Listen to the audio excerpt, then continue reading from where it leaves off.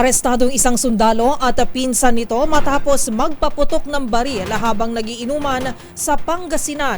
Yan at ang iba pang mga rumarapidong balita mula sa probinsya. Hatid ng iba't ibang istasyon sa ilalim ng MBC Media Group.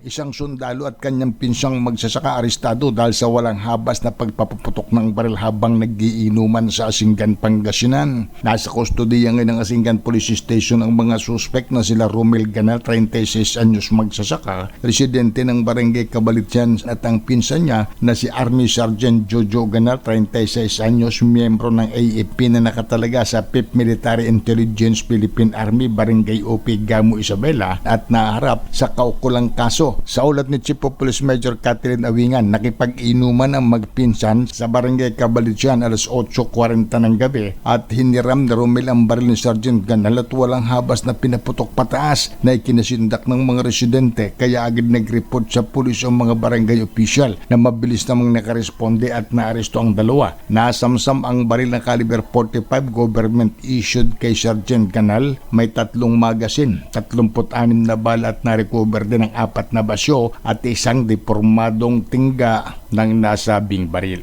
Para sa MBC TV Network News, ito si Freddy Fajardo, Aris 38, una sa Pilipinas, una sa Pilipino.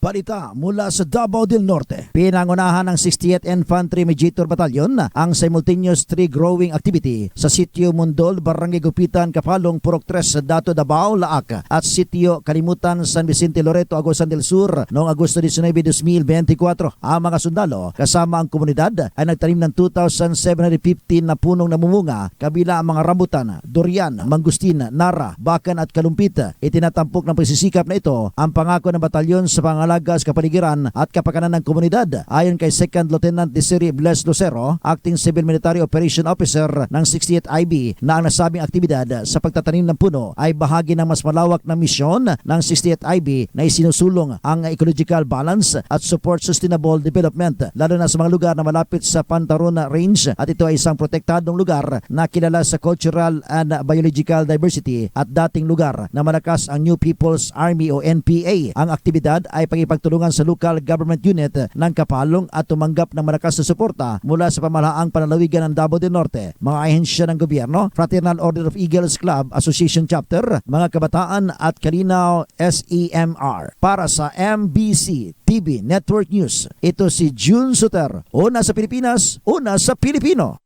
Pabor ang pamunuan ng Bacolod City Police Office o BCPO na gagawin na mga intelligence ang mga miyembro ng Guardia.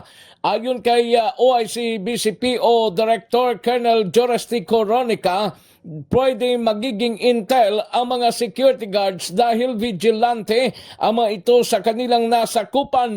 Dagdag pa ni Coronica, malaki ang maitutulong ng mga gwardya na magiging informant at force multiplier sa pag-solve ng mga krimen.